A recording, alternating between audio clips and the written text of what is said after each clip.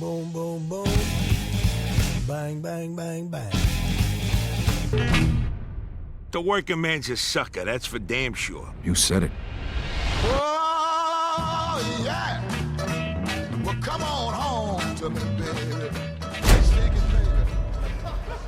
Hey everybody, what is up? My name is Martin and welcome to AAA Digest. Now with our 3-part What We Want series for a future Mafia game coming to an end, I decided, hey, let's make another short series that places a focus on each game from the trilogy and what a future development team can learn from each Mafia game in the series and use that to benefit a potential Mafia 4 if it ever happens, and that is a big if, because as we all know, it's not happening yet. So firstly, let's start with Mafia 3 by focusing on both the negatives and positives. Number 1, learn from spoiling too much of the in-game's narrative before launch. So for me, Mafia 3's strongest aspect was its story, and for anyone who followed the build-up to Hangar 13's third installment, you too would have noticed the obscene amount of character and story trailers. I mean, every week there was some form of trailer, including a lot of story details, combined with a few gameplay demo videos that give away pinnacle moments of Mafia 3's narrative, and overall, way too much was spoiled, from character deaths to the option of killing either or all 3 of her lieutenants. Vito, Cassandra and Burke. Even Thomas Burke's death was shown by Hangar 13 prior to launch. And I personally think leaving these moments unmentioned during the build up to the release of Mafia 3 would have allowed for a larger impact on most players. So simply put, if one of your strongest aspects of your Mafia game is the narrative and characters, then don't give away too many pinnacle moments prior to launch, and it's for sure something they must learn from during the build up to a future title's release. Number 2, the visuals. So the contrast from cutscenes to the in-game world itself were a bit off-putting. The world looks almost out of focus, with poor texture quality, and the game had some major draw distance problems, combined with some blurry visuals used to compensate. Yet the character detail and the majority of cutscenes developed by 2K Czech looked great, which led to some really odd transitions from high quality scenes to the open world itself, and a future title needs to have more of a balance between the two. Number 3, learn from the development process of Mafia 3 by giving the development team time. So forcing Mafia 3 to meet a deadline led to numerous bugs, a lack of clothing options, or character customization at launch, an empty open world, tedious mission structure. Side activities were simply used to increase earn within each individual racket, yet they mostly amounted to drive here, collect that truck, or kill that person, and then return to increase your earnings. And you would be presented with 2 characters robotically standing there during Lincoln's conversation, combined with the odd awkward animation thrown in, like stretching or scratching their head, and I highly doubt this is something Hangar 13 wanted. They're a passionate development team filled with some industry experts, but they simply had to settle with what they could get from Take-Two and 2K Games in terms of funding and development time. And if there's one thing to take from Mafia 3 at all, it's give your development team time to flesh out their ideas and refine the small details in the game. For the love of God, please. Number 4, regain the Mafia feel. So ensure Mafia 4's protagonist and combat is more grounded. So one of the game's biggest issues, for me at least, was being essentially a super soldier, capable of seeing through walls, casually throwing grenades over your shoulder to destroy experienced hitmen, a whistle that was capable of attracting enemies to your position, and an overly basic stealth system that highlighted the brain-dead enemy AI and slowing down time in Lincoln's car, all combine and create too much of an action hero feel. And with Lincoln being a war veteran, some combat advantages made sense from a narrative perspective and made the player feel like a badass, yet Lincoln was practically untouchable, which took away a majority of the potential tension that's needed within a Mafia game.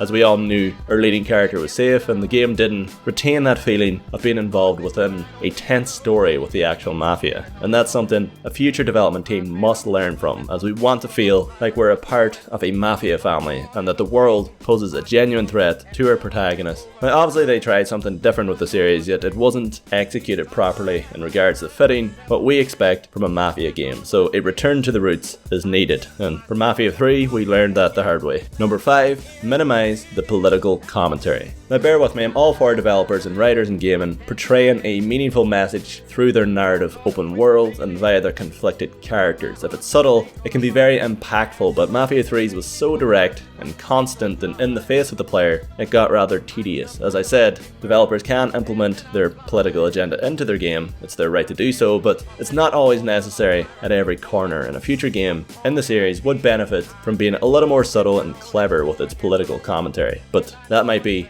just me. Alright, now for some honourable mentions in regards to negatives. Number 1, having no option to replay Mafia 3's story DLCs or set piece missions was quite annoying. Number 2, make mirrors work again. Those reflections were so weird, still give me nightmares. Number 3, the mission structure, composing of capturing rackets to advance the story. And I recently replayed the game again, and I still don't know how that got through playtesting without someone saying, don't you think this is repetitive? Number 4, lacking the option to grab a car on the street, customize and make it our own. And number 5, improve vehicle damage and destruction. Cars would flip and explode in really unnatural ways. And number 6, improve weapon sound effects. And number 7, the final negative I'm going to personally mention, tone down the HUD and revert to a more basic and immersive interface. And minimize the number of mission icons that pop up on screen. It was super distracting. And now let's mention the positives. Number 1, the documentary style of storytelling. So for me, this was one of the standout positives, a story showing characters from both sides of the narrative during their open conflict, and seeing what characters with an outside perspective had to say regarding Lincoln Clay's vengeful warpath. It was one of the most interesting features in Mafia 3. Firstly, it helped develop the quote villain and made him seem a little more human at least. Seeing Sal Marcano, his family and the world react to Lincoln Clay's actions was really quite satisfying. And I think a future Mafia game could benefit from a similar form of storytelling. Now, not identical, but seeing both sides of each story and bringing a more human side to a bad guy is always interesting. And Lincoln Clay as a protagonist in general was, in my opinion, likable and had some depth despite the, I guess, Punisher vibes he was given by the writing team. Number 2, the linear focus for Mafia 3's expansions and the full game's set piece missions. Now, although ultimately they were way too short and didn't match the Mafia series in terms of tone, Faster Baby, Sign of the Times and Stones Unturned all had a linear gameplay focus that seriously played into this development team's strengths. And the gameplay was used to help support their narrative, and moving forward, this should be Mafia 4's focus, in my opinion. Yes, include an open world with activities, random events, and enterable buildings, yet ensure the core story and mission structure of the main chapters of the game are more linear, and then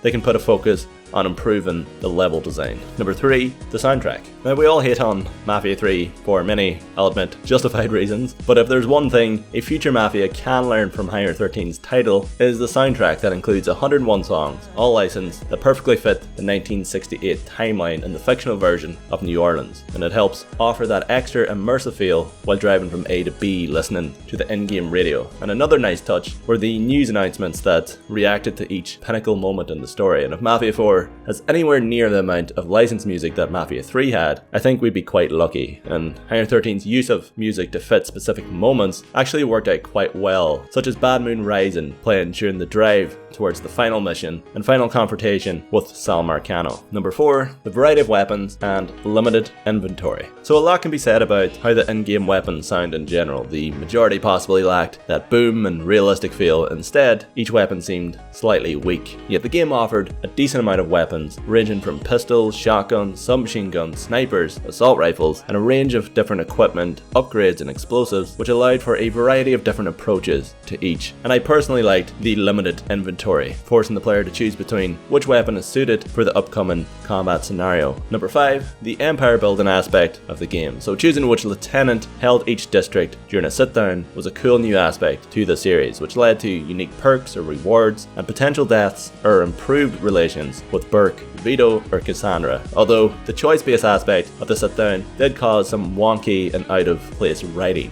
and perhaps overall it did lack some depth. Yet with enough adjustments and development time, I think this empire building and mob managing aspect of Mafia 3 could be greatly beneficial to a future title. So learn from this and perhaps the Godfather 2 game, from maybe choosing a family member that defends specific rackets and businesses, picking your own managers for each own racket, to upping each own location's defenses and security, and choosing what illegal distribution should be the primary focus for your Mafia family, from money laundering, selling drugs, alcohol, or weapons, etc. And there are many different routes they can take the empire building aspect, so hopefully they can learn from it and produce a better version. And now on to some honourable mentions in regards to positives. Number 1, the lethal and non-lethal takedowns, for a while at least, were quite fun.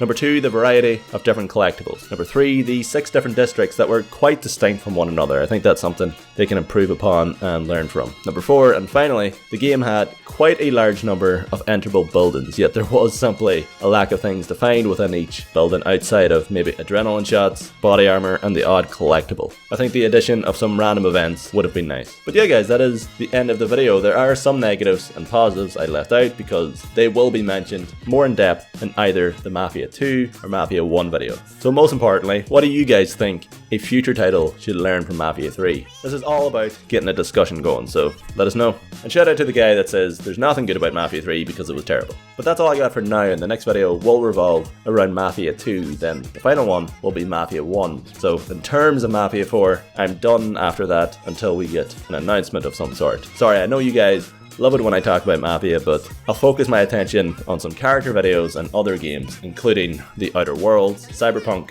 2077, and potentially Borderlands 3. We'll see what information is available over the coming weeks. But for more content like this, subscribe to AAA Digest. I mean, if you want, I don't really care. But catch you in the next one, guys. Later, and thanks for watching.